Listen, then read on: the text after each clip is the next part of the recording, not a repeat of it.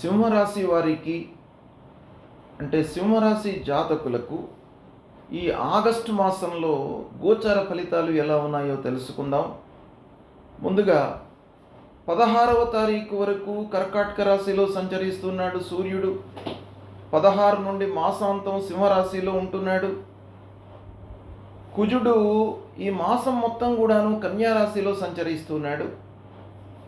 30వ తారీఖు వరకు కర్కాటక రాశిలో సంచరిస్తున్నాడు. గురువు మిథున రాశిలో సంచరిస్తున్నాడు.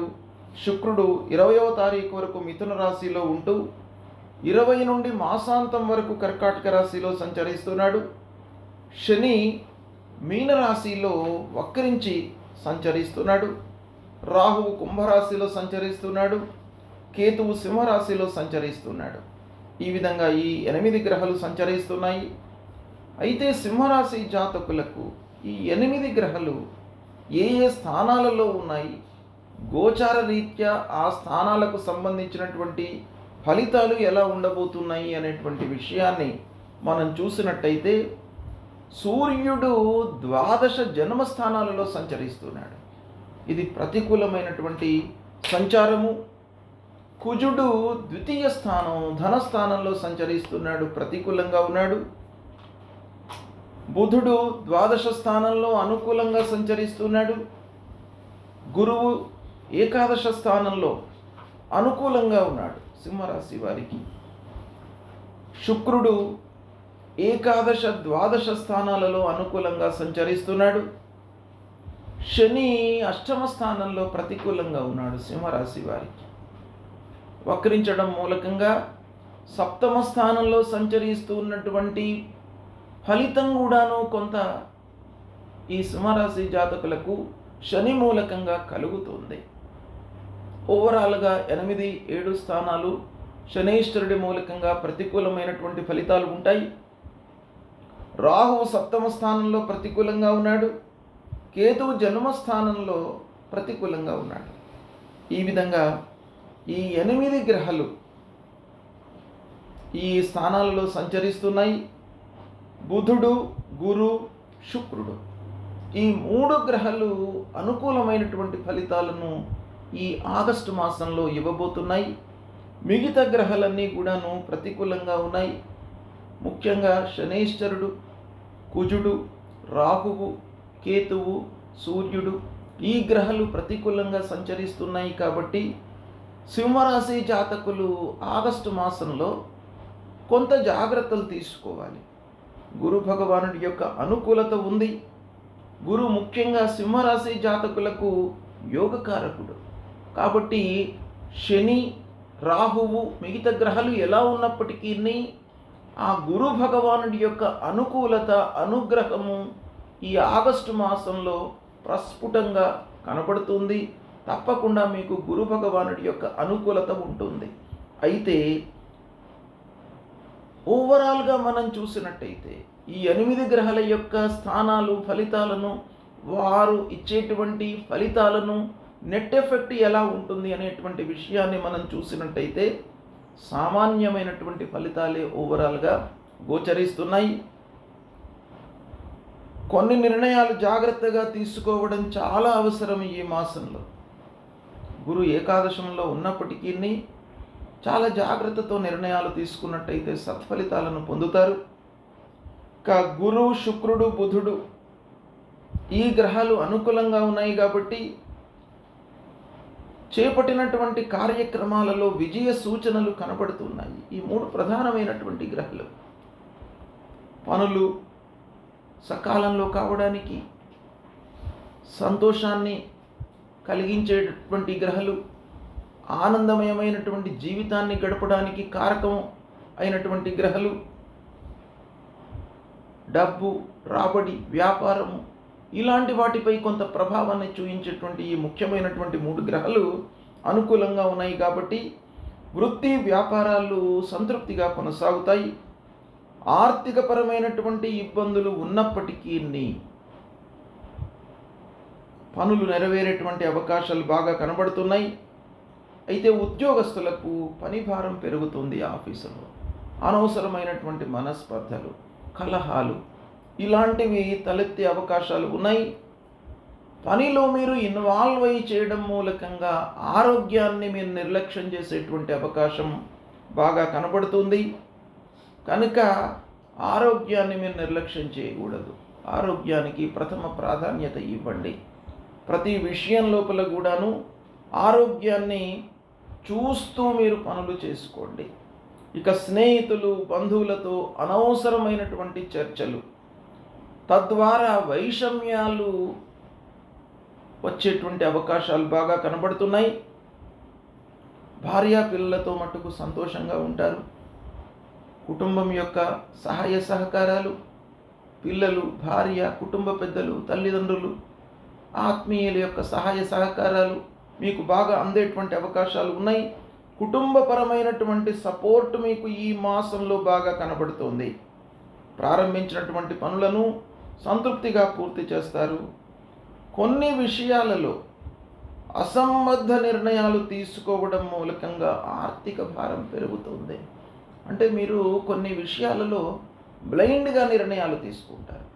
ఎవరో చెప్పినటువంటి విషయాన్ని మీరు ఆలోచించకుండా దాన్ని అమలుపరచడం మూలకంగా మీరు ఆర్థికంగా కొంత ఇబ్బందుల పాలయ్యే అవకాశాలు కనబడుతున్నాయి. కాబట్టి బ్లైండ్గా ఎవరు చెప్పినప్పటికీ మీరు ఆ విషయాలను అమలుపరచకుండా కొంత జాగ్రత్తగా 1కి 4 సార్లు ఆలోచించి ఏం చెప్తున్నాడు ఆ వ్యక్తి, మనకు ఎంతవరకు ఉపయోగపడుతుంది, మనము చేసేటువంటి పరిధిలో ఉందా అనేటువంటి విషయాన్ని మీరు కూలంకషంగా ఆలోచించి ప్రారంభించడం చాలా మంచిది. లేని పక్షంలో ఆర్థికపరమైనటువంటి ఇబ్బందులను ఎదుర్కోవడము, రుణభారం పెరిగిపోవడము ఇలాంటివి సంభవించేటువంటి అవకాశాలు బాగా ఉన్నాయి. అయితే పిల్లల చదువు విషయం లోపల మీరు బాగా శ్రద్ధ వహిస్తారు. మంచి వారితో చర్చించి వాళ్లను ఒక మంచి స్థాయిలో నిలపడానికి కావలసినటువంటి అన్ని చర్యలను కూడాను తీసుకుంటారు. తద్వారా మీకు ఒక సంతృప్తి అనేటువంటిది ఉంటుంది. ప్రయాణాల వలన అలసట గోచరిస్తుంది. ఖర్చులు పెరుగుతాయి. ప్రయాణాల మూలకంగా ఫ్రీక్వెంట్గా మీరు ప్రయాణాలు చేయవలసినటువంటి స్థితి ఏర్పడుతుంది.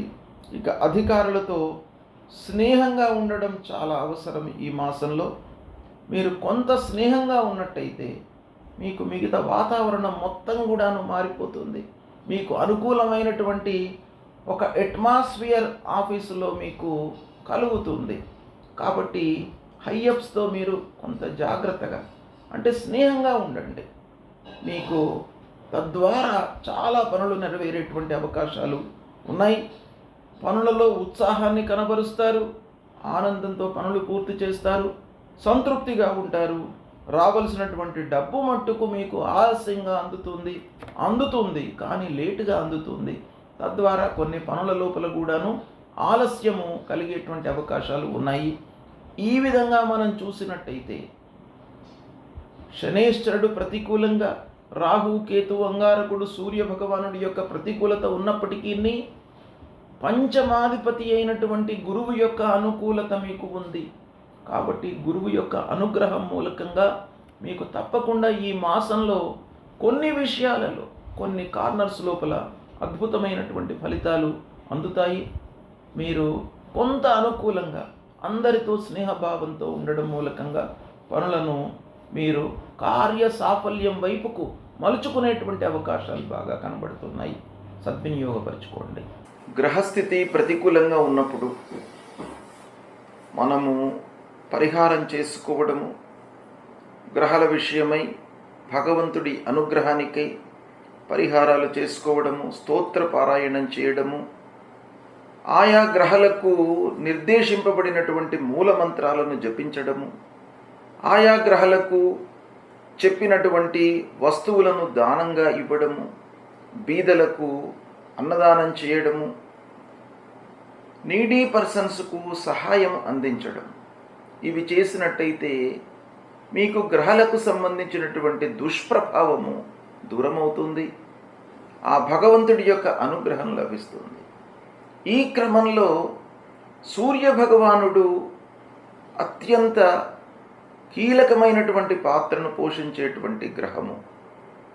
అలాంటి సూర్యుడు అరిష్ట స్థానాలలో సంచరిస్తున్నప్పుడు, అంటే 1, 2, 4, 5, 7, 8, 9, 12 స్థానాలలో సంచరిస్తున్నప్పుడు ప్రతికూలమైనటువంటి ఫలితాలను ఇస్తాడు. 3, 6, 10, 11 స్థానాలలో సంచరిస్తున్నప్పుడు శుభ ఫలితాలను ఇస్తాడు. ప్రతికూల స్థానాలలో సంచరిస్తున్నటువంటి సమయం లోపల సూర్యుడి నిమిత్తమై మీరు ప్రప్రథమంగా మూలమంత్రాన్ని జపించుకోవడం చాలా మంచిది. సూర్యుడు ఆరోగ్య ప్రదాత. ఆరోగ్యము మనకు ఇండైరెక్ట్గా అన్ని విషయాలపై కూడాను ప్రభావాన్ని చూపిస్తుంది. ఆర్థిక సమస్యలపైన, మనం చేసేటువంటి పనులపైన, మిగతా కార్యక్రమాలన్నిటిపైన కూడాను ఆరోగ్యం ఇండైరెక్ట్గా మనకు ఒక ఎఫెక్ట్ ఇస్తుంది. కాబట్టి దాన్ని మీరు సక్రమంగా ఉంచుకోవడానికి, ఆరోగ్యంగా ఉండడానికి సూర్యభగవానుడికి ప్రతినిత్యం కూడాను మీరు నమస్కారం చేసుకోండి. అంటే సూర్య నమస్కారాలు చేసుకోవడము చాలా ఉత్తమమైనటువంటి విషయం. ప్రతిరోజు కూడాను స్నానం చేసిన తర్వాత సూర్య నమస్కారాలు చేసుకోండి. తదనంతరం మూలమంత్రాన్ని జపించండి. మూలమంత్రం జపా కుసుమ సంకాశం కాశ్యపేయం మహద్యుతిం తమోరిం సర్వపాపఘ్నం ప్రణతోస్మి దివాకరం అనేటువంటి ఈ మూలమంత్రాన్ని ప్రతినిత్యం కూడాను జపించుకోండి. ఈ జపం మూలకంగా మీ లోపల భక్తి భావన పెరుగుతుంది. కార్యక్రమాలపై, మీరు చేసేటువంటి పనులపై శ్రద్ధ ఏర్పడుతుంది. అంటే ఇంట్రెస్ట్ ఏర్పడుతుంది. ఫస్ట్ మీరు ఇంట్రెస్ట్గా ఉన్నట్టయితే ఆ పనిని మీరు సక్రమంగా చేయగలుగుతారు. తద్వారా మీరు ఫలితాన్ని పొందగలుగుతారు. అంతేకాకుండా శివాభిషేకం చేయండి. శివుడు ఐశ్వర్య ప్రదాత, ఆరోగ్యాన్ని కూడాను ఇచ్చేటువంటి భగవంతుడు, అపమృత్యు దోషాలను నివారించేటువంటి భగవంతుడు. కాబట్టి శివుణ్ణి మీరు అభిషేకించండి. ఇక గోధుమలు దానంగా ఇవ్వండి. సూర్యుడికి ప్రీతికరమైనటువంటి ధాన్యం గోధుమలు. కాబట్టి గోధుమలు దానంగా ఇచ్చినట్టయితే ఆ సూర్య భగవానుడి యొక్క అనుగ్రహం లభిస్తుంది. ఇక జాతి రత్నాలలో సూర్య భగవానుడికి చెప్పినటువంటిది మాణిక్యం. ఈ మాణిక్యాన్ని ధరించండి. ఇవి చేసినట్టయితే మీకు సూర్యుడి యొక్క అనుకూలత కలుగుతుంది. సూర్యుడి యొక్క అనుగ్రహం మీకు కలిగినట్టయితే ఆరోగ్య విషయం లోపల మీరు ఇబ్బంది పడకుండా ఉంటారు. ఇక సూర్యుడి తర్వాత మీ గ్రహస్థితి పైన, అంటే మీ ఫలితాలపైన, మాసవారీ ఫలితాలు కానివ్వండి, సంవత్సర ఫలితాలు కానివ్వండి, మొత్తం జాతక ఫలితాలపై కూడాను ప్రభావాన్ని చూపించేటువంటి గ్రహము అంగారకుడు, కుజ భగవానుడు. ఈ కుజుడు కూడాను 3, 6, 10, 11 స్థానాలలో సంచరిస్తున్నప్పుడు గోచార రీత్యా శుభ ఫలితాలను ఇస్తాడు. 1, 2, 4, 5, 7, 8, 9, 12 స్థానాలలో సంచరిస్తున్నప్పుడు ప్రతికూలమైనటువంటి ఫలితాలను ఇస్తాడు. కనుక ఈ అంగారకుడిని ప్రీతి చేసుకోవడానికి, అంగారకుడి మూలకంగా, కుజుడి మూలకంగా కలిగేటువంటి దుష్ప్రభావం నుండి దూరం కావడానికి ప్రథమంగా కందులు దానం ఇవ్వండి. ఎర్రటి వస్త్రంలో కందులు 1 కేజీ పావు మూటగట్టి ఎవరికైనా కూడాను దానం ఇవ్వండి. బీదలకు ఇచ్చినా పర్వాలేదు, దేవాలయంలో అర్చకుడికి ఇచ్చినా కూడాను పర్వాలేదు. మీరు దానము ఇవ్వడం అనేటువంటిది చాలా ముఖ్యమైనటువంటి కర్తవ్యం. దానము, యజ్ఞము, తపస్సు, ఈ 3 ముఖ్యంగా మనిషికి చెప్పబడినటువంటి కర్తవ్యాలు. కాబట్టి దానము ప్రథమ స్థానంలో ఉంటుంది. కాబట్టి మీరు ఈ అంగారకుడిని ప్రీతి చేసుకోవడానికి ఇవి దానంగా ఇవ్వండి. దాని తర్వాత సుబ్రహ్మణ్య స్వామిని పూజించండి. సుబ్రహ్మణ్య స్వామి దేవాలయానికి వెళ్ళి సుబ్రహ్మణ్య స్వామిని అర్చించినట్టయితే మీ లోపల కోప స్వభావము లేకుండా మిమ్మల్ని కాపాడతాడు. కోప స్వభావము అంగారకుడి మూలకంగా డెవలప్ అవుతుంది. ఆ కోప స్వభావంలో మనిషి వివేకాన్ని కోల్పోతాడు, అంటే ఆలోచన తత్వాన్ని కోల్పోతాడు. తద్వారా మనం ఏమి చేస్తున్నామో మనకు స్పృహలో ఉండదు. కాబట్టి అలాంటి దుష్ప్రభావము కలగకుండా ఉండడానికి సుబ్రహ్మణ్య స్వామి మిమ్మల్ని కాపాడుతాడు. కనుక సుబ్రహ్మణ్య స్వామిని పూజించండి. మహాలక్ష్మి, మహాకాళి, మహాసరస్వతి రూపంలో ఉన్నటువంటి దుర్గామాతను కూడాను పూజించండి. ఇలా చేసినట్టయితే అంగారకుడి యొక్క దుష్ప్రభావం నుండి మీరు దూరం అవుతారు. తర్వాత మీకు శుభ ఫలితాలను ఇచ్చేటువంటి గ్రహము గురుగ్రహము. ఈ గురువు కూడాను మీకు ప్రతికూలంగా సంచరిస్తున్నప్పుడు ప్రతికూల ఫలితాలే కాకుండా మీకు మంచి జరగడం అనేటువంటిది అడ్డుకుంటాడు గురువు యొక్క సంచారం. కనుక గురు ప్రీత్యర్థమై దేవానాంచ ఋషీణాంచ గురుం కాంచన సన్నిభం వందనీయం త్రిలోకానాం తన్నమామి బృహస్పతి అనేటువంటి ఈ మూల మంత్రాన్ని ప్రతినిత్యం కూడాను చదువుకోండి. 2, 5, 7, 9, 11 స్థానాలలో సంచరిస్తున్నప్పుడు గోచార రీత్యా మీకు బృహస్పతి గురుగ్రహము శుభ ఫలితాలను ఇస్తాడు. మిగతా స్థానాలలో సంచరిస్తున్నప్పుడు ప్రతికూల ఫలితాలను ఇస్తాడు. గురు ప్రీత్యర్థమై మీరు శనిగలు దానంగా ఇవ్వండి. పసుపు పచ్చ వస్త్రంలో శనిగలను మూటకట్టి అర్చకుడికి కానివ్వండి, బీదలకు కానివ్వండి, దానంగా ఇవ్వండి. దక్షిణామూర్తిని పూజించండి. దక్షిణామూర్తి గురువు కాబట్టి దత్తాత్రేయ స్వామి దక్షిణామూర్తి. గురువులను, సద్గురువులను పూజించడం మూలకంగా గురు భగవానుడి యొక్క అనుగ్రహం లభిస్తుంది. తల్లిదండ్రులు కూడాను ప్రథమ గురువులు కాబట్టి తల్లిదండ్రులకు సేవ చేయండి. తద్వారా గురువు యొక్క అనుకూలత కలుగుతుంది. ఇక శనేశ్వరుడు, శని ప్రధానమైనటువంటి గ్రహం. 2.5 సంవత్సరాలు ఉంటాడు ఒక రాశిలో. దుష్ట స్థానంలో ఉన్నప్పుడు శని యొక్క ప్రభావం చాలా ఉంటుంది. కాబట్టి 1, 2, 4, 5, 7, 8, 9, 10, 12 స్థానాలలో సంచరిస్తున్నప్పుడు శని దుష్ప్రభావాన్ని ఇస్తాడు. గనక శని ప్రీత్యర్థమై మూలమంత్రాన్ని ప్రతినిత్యం కూడాను జపించుకోండి. నీలాంజన సమాభాసం రవిపుత్రం యమాగ్రజం ఛాయా మార్తాండ సంభూతం తన్నమామి శనైశ్చరం.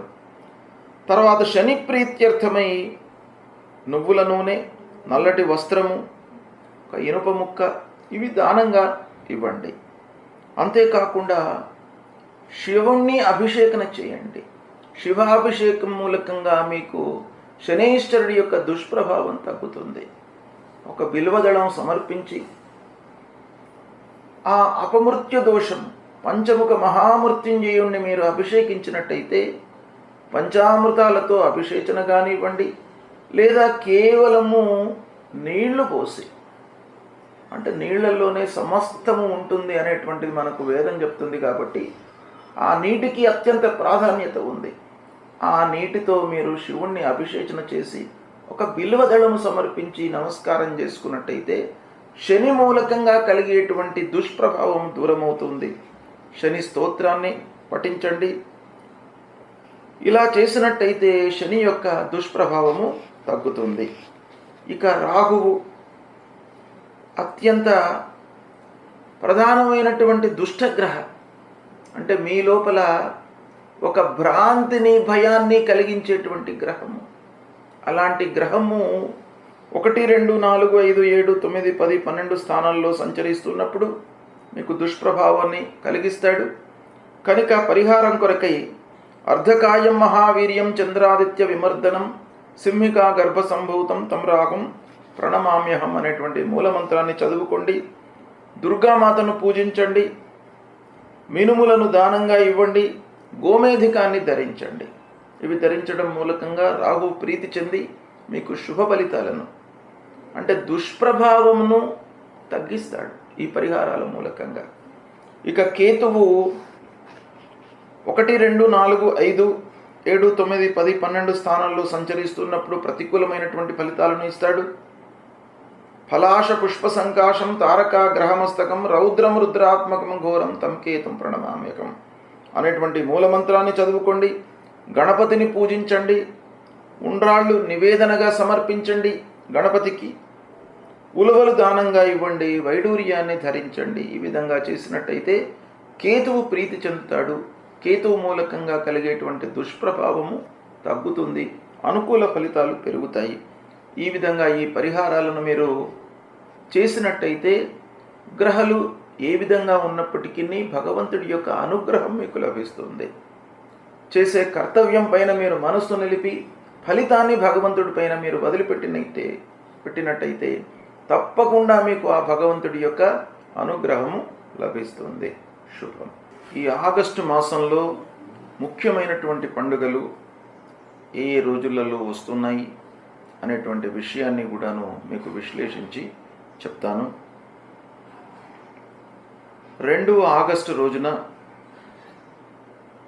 ఆశ్లేష కార్తీ రాత్రి 4 గంటలకి ప్రవేశిస్తుంది.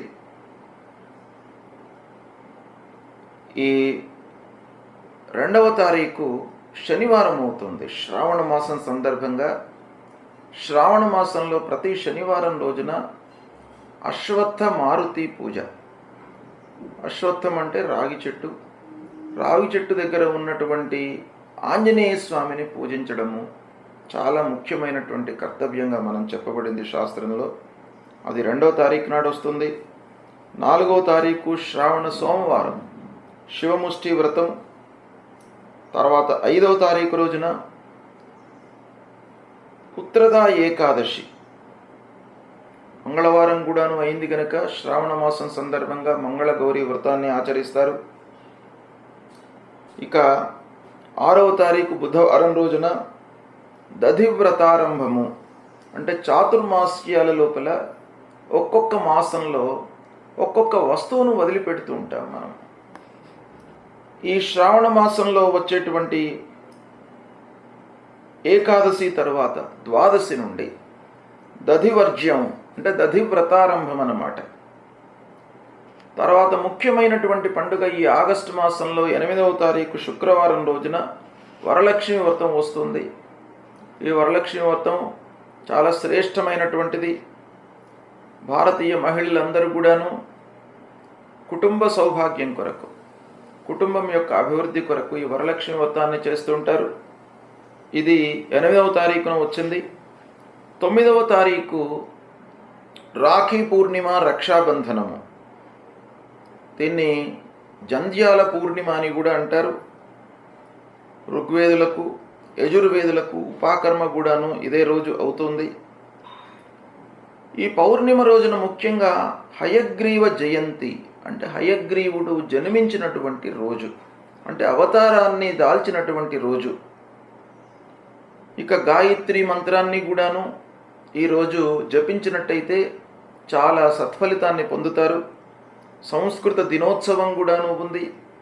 భారతీయ సంస్కృతిని, సాంప్రదాయాలను మనము అభివృద్ధి పథంలో ఉంచడానికై సంస్కృతము నేర్చుకోవాలి అందరూ కూడాను.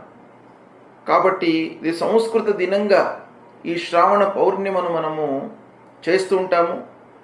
ఇక 10వ తారీఖున సామూహిక గాయత్రి జపం, అంటే అందరూ కూడాను దేశవ్యాప్తంగా, ప్రపంచవ్యాప్తంగా ఉన్నటువంటి హిందువులందరూ కూడాను ఈ సామూహికంగా గాయత్రి జపం చేసినట్టయితే మనకు ఈతి బాధలు లేకుండా ఉంటాయి అనేటువంటిది శాస్త్రం చెప్తుంది. అంటే సకాలంలో వర్షాలు పడడము, భూకంపాలు, తర్వాత అనుకోని సంఘటనలు దేశవ్యాప్తంగా జరగకుండా ఉండడానికై ఈ సామూహిక గాయత్రి జపము మనకు శాస్త్రంలో చెప్పబడి ఉంది. కాబట్టి ఇది ప్రతి సంవత్సరం పౌర్ణిమ తెల్లవారితే వస్తుంది. అంటే 10వ తారీఖు సామూహిక గాయత్రి, మళ్ళీ 11 ఆగస్టు సోమవారం శివముష్టి వ్రతం, 12 ఆగస్టు మంగళవారం సంకష్టహర చతుర్థి వ్రతం.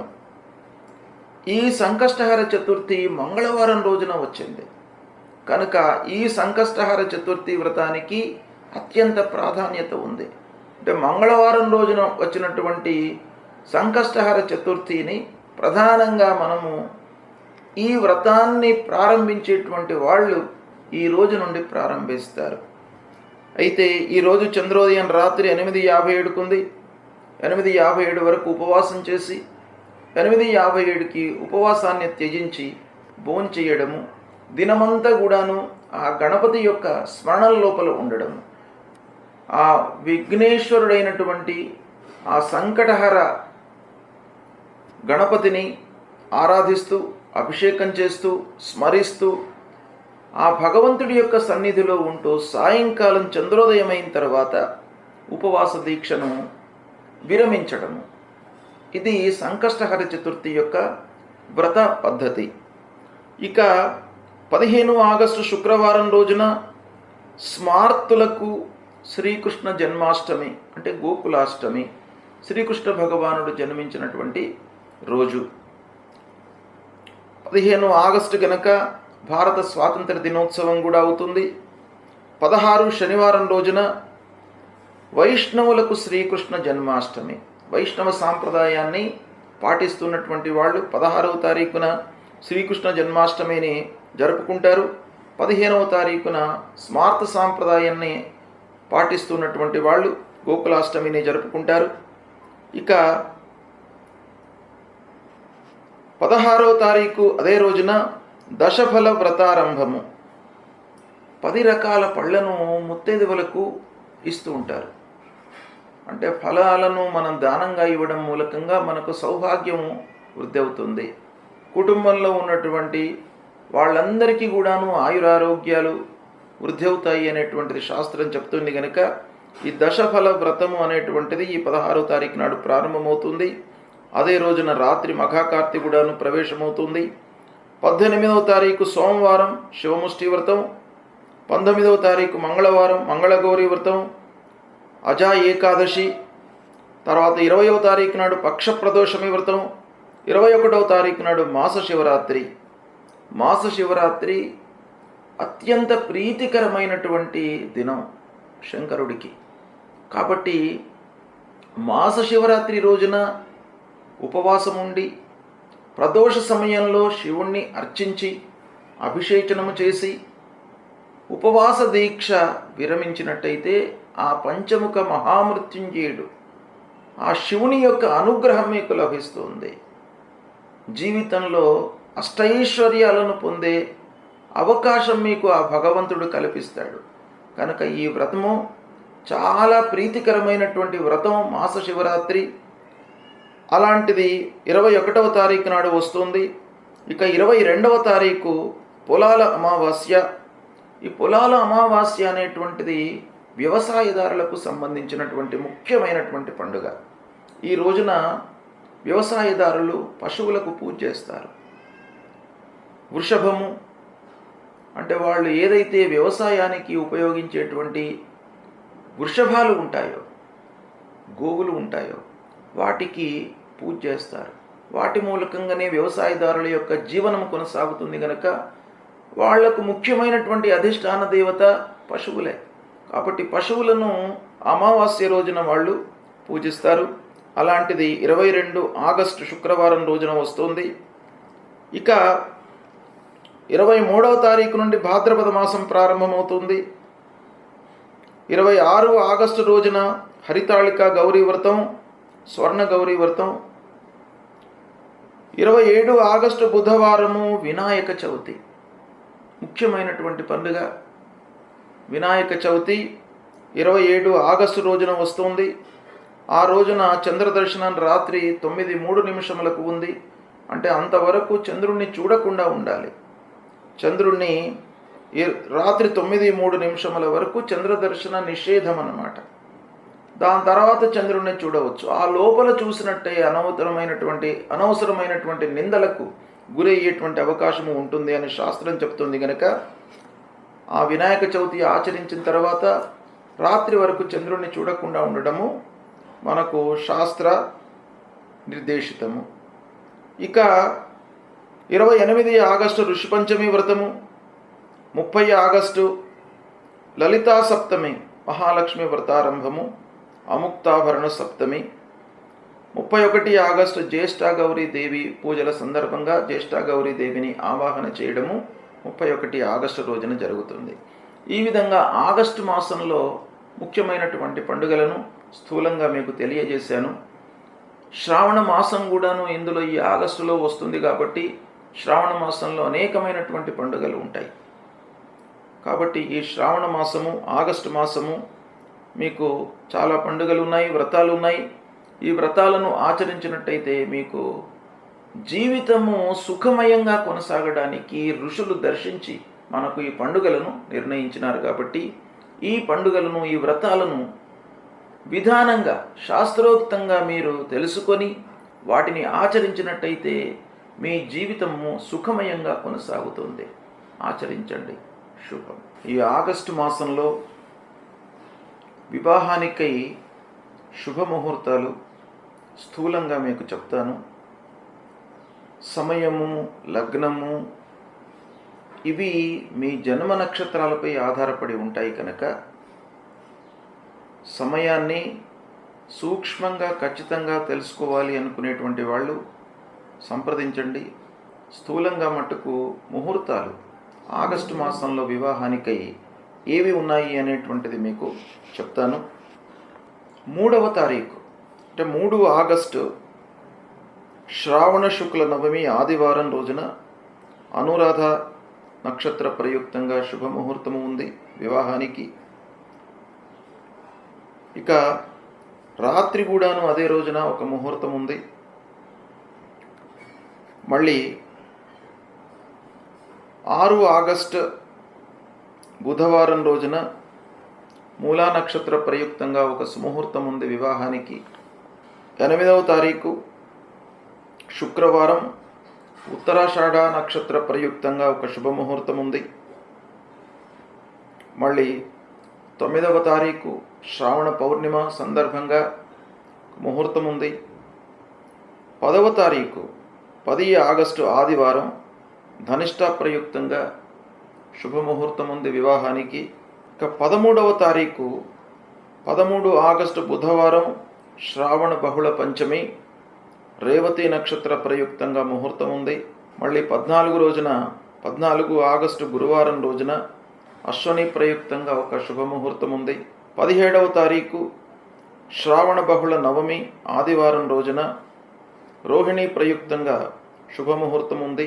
మళ్ళీ 18వ తారీఖు ఆగస్టు దశమి సోమవారం అవుతుంది. సోమవారము కొంత శాస్త్రం ప్రకారంగా సోమవారము కొన్ని ప్రాంతాలలో చేయడము, కొన్ని ప్రాంతాలలో చేయకపోవడం కూడాను ప్రహతంగా ఉంది. ఏదేమైనప్పటికీ సోమవారము కొన్ని శాస్త్రం ప్రకారంగా చెప్పబడి ఉంది కాబట్టి మిగతావి కూడాను మనం లెక్కలోకి తీసుకున్నట్టయితే 18 ఆగస్టు సోమవారం దశమి మృగశిర ప్రయుక్తంగా ఒక శుభముహూర్తం ఉంది. ఇవి వివాహ ముహూర్తాలు. ఈ ముహూర్తాలను స్థూలంగా చెప్పడం జరిగింది. వీటికి ఖచ్చితత్వం కొరకై ఆ వధూవరుల యొక్క జన్మ నక్షత్రాలు, జన్మ సమయము లెక్కలోకి తీసుకొని మళ్ళీ మనం వివాహాది శుభముహూర్తాలు నిర్ణయించుకోవాలి. కాబట్టి వాటికి మీరు సంప్రదించడం మంచిది. ఇక ఈ ఆగస్టు మాసంలో గృహప్రవేశాలు, గృహారంభాలు, రిజిస్ట్రేషన్స్ కొరకై కొత్త ఇళ్ళు రిజిస్ట్రేషన్స్ చేసుకోవడము, నామకరణాది కార్యక్రమాలు చేపట్టడము, విద్యారంభము, అక్షర స్వీకారము, ముఖ్యమైనటువంటి పనులకై ప్రయాణాలు చేయడానికి ఇలాంటి శుభకార్యాలకి కొన్ని ముహూర్తాలు మీకు స్థూలంగా చెప్తాను. ఇవి కూడాను సూక్ష్మంగా ఖచ్చితత్వం కొరకై సంప్రదించడం మంచిది.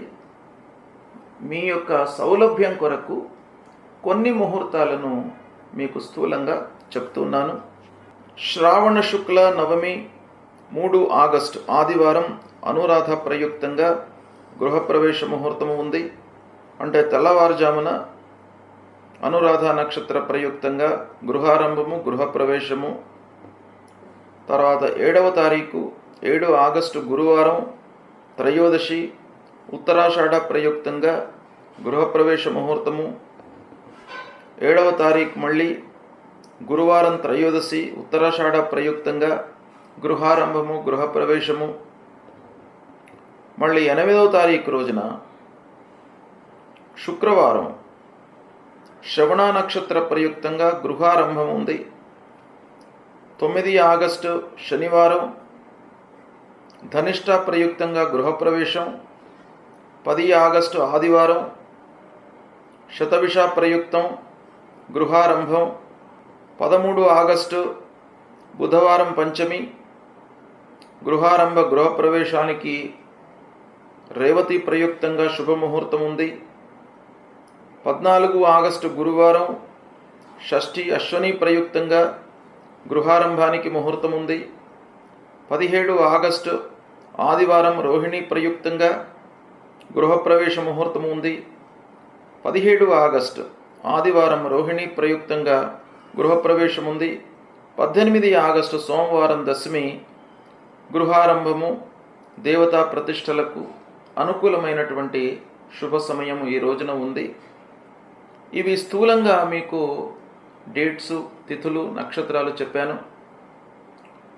మీరు చేసేటువంటి కార్యక్రమం నామకరణము, విద్యారంభము, అక్షర స్వీకారము, గృహారంభము, గృహప్రవేశము, దేవతా ప్రతిష్ట, ముఖ్యమైనటువంటి పనులకై ప్రయాణాలకు ఇవి చేపట్టే ముందు మీ జన్మ నక్షత్రాలకు సరిపడే ముహూర్తము, అంటే మీ జన్మ సమయానికి జన్మ నక్షత్రానికి తారాచంద్ర బలాలు అనుకూలంగా ఉండి శుభలగ్నంగా ఉన్నటువంటి సమయాలను మనం లెక్కలోకి తీసుకోవాలి కనుక వాటి విషయమై మీరు సంప్రదించడము, మంచి ముహూర్తాన్ని మీరు తెలుసుకోవడము చాలా అవసరము. స్థూలంగా నేను మీకు ముహూర్తాలు చెప్పాను, వీటిని పాటించండి, శుభ ఫలితాలను పొందండి.